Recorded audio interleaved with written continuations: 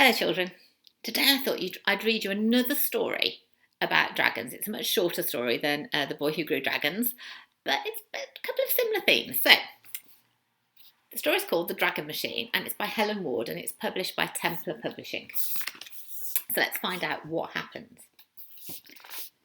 George noticed his first dragon on a wet Thursday. The more he looked, the more dragons he saw. Unseen, ignored, and overlooked, the dragons went unnoticed, just like George. Dragons perched on the telephone wires. They sat among the dustbins. They chased butterflies through the tulips. They played havoc with the cats. They sank the water lilies in the pond. George fed them delicious stale biscuits and smelly cheese. And then the trouble began. The dragons followed George everywhere. George spent more and more of his time cleaning up muddy footprints, tidying untidiness, and saying sorry for breaking things he had not broken. George's dragons were becoming too troublesome to stay unnoticed for much longer. Something had to be done. George went in search of some advice.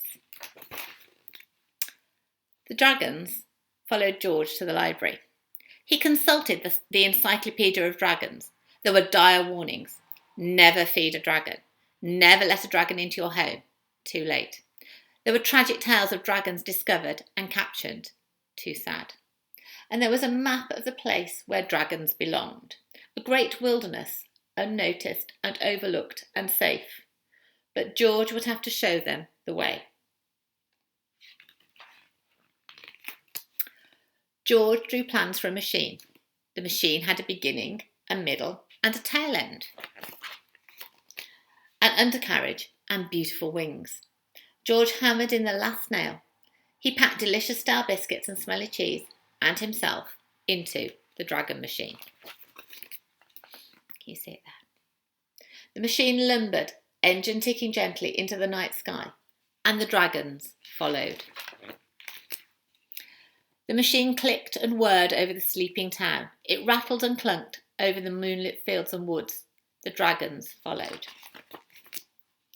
It clattered and banged and crashed into the great wilderness.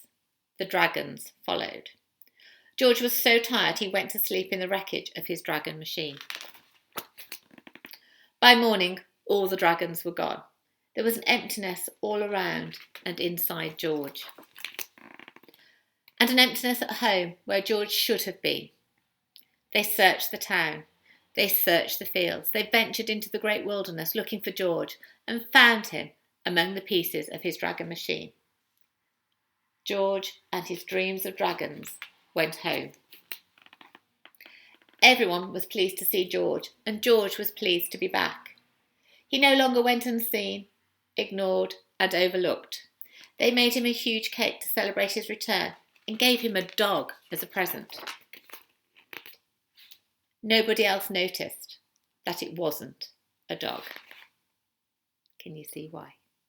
Did you notice, children, there was that fabulous phrase here on the map where it said, "Here be dragons." Do you remember the title of one of the chapters in The Boy Who Grew Dragons was "Here be dragons"? And that's what I was talking about when I explained that used to be what was said on old maps. I hope you enjoyed that, children. See you tomorrow. Bye.